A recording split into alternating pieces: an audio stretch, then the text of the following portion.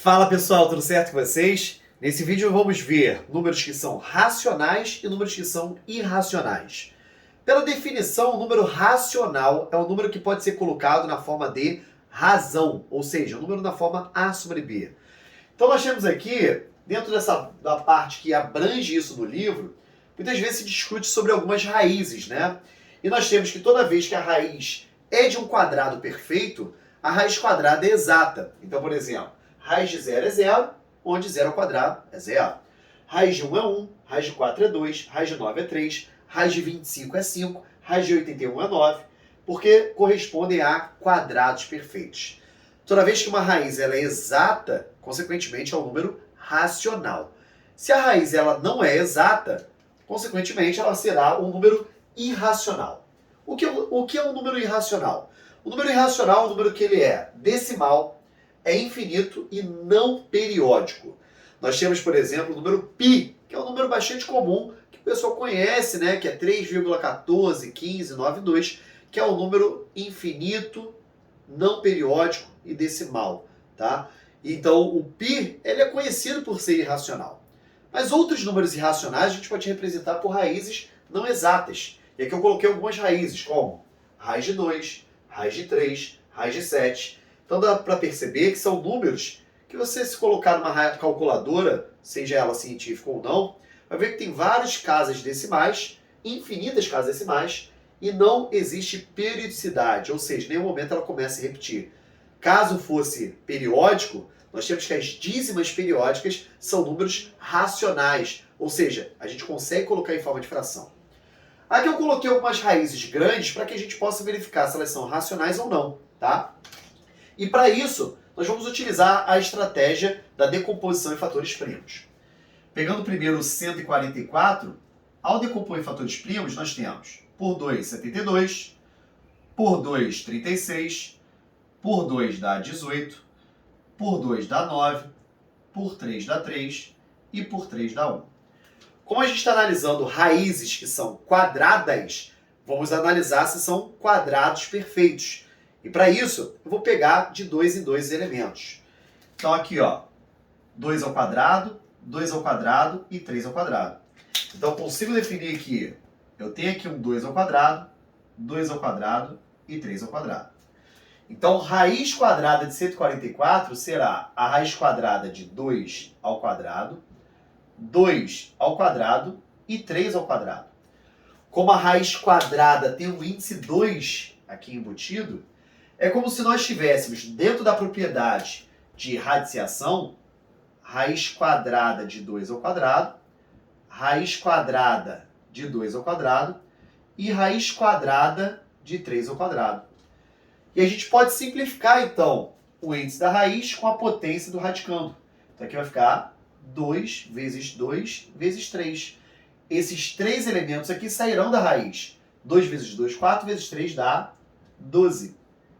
Se você pegar a sua calculadora e fazer 12 vezes 12, ou mesmo faça na mão, 12 vezes 12, vai ver que dá 144. Então 144 é uma raiz quadrada exata. Se eu tento fazer um beijo no 120, vamos verificar o que acontece. 120 por 2 dá 60, por 2 dá 30, por 2 dá 15, por 3 dá 5 e por 5 dá 1. Então, de cara, você já consegue perceber que eu só formei uma dupla e os outros elementos eles estão sozinhos. Então, não formam duplas, né, de mesmo elemento para poder sair da raiz quadrada exata. Então, nesse caso, na raiz quadrada. Então, nesse caso, essa raiz quadrada, de antemão, já posso dizer que ela não é exata. Logo, será um número irracional. Então, verificando isso daqui, eu posso fazer a raiz de 2 ao quadrado, tem um 2 sozinho, um 3 sozinho e um 5 sozinho. Apenas esse cara que está elevado ao quadrado sairá da raiz. Então vai ficar um 2. E lá dentro, nós temos que 2, 3 e 5, como estavam individualmente, né? 2 vezes 3, 6 vezes 5 dá 30. Né? Nós temos um número irracional. Então 2 raiz de 30, que é a raiz quadrada de 120, é um número irracional. 360. Então 360...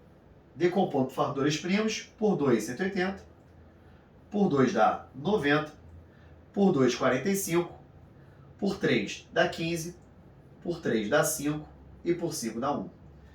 Então aqui eu consigo verificar também que eu tenho uma dupla de 3, só que nós temos aqui alguns elementos que não formaram duplas. Então, dentro dessa resolução, nós teremos um 2 que está ao quadrado, um 2 que está sozinho, um 3 que está ao quadrado e um 5 que está sozinho. Quem está ao quadrado sairá da raiz quadrada. Então vai sair o 2, vai sair o 3. E vai ficar lá dentro o 2 e o 5, que dá 10. Então aqui eu tenho 6 raiz de 10, que se não deu uma raiz quadrada exata, consequentemente é um número irracional. Por último, nós temos 256. Vou fazer aqui, ó. 256 por 2, 128. Por 2 dá 64. Por 2, 32. Por 2, 16. Por 2 dá 8. Por 2 dá 4. Por 2 dá 2. E por 2 dá 1. Então aqui eu consigo verificar que eu formo 1, 2, 3, 4 duplas. Ou seja, eu tenho 2 ao quadrado, 2 ao quadrado, 2 ao quadrado e 2 ao quadrado.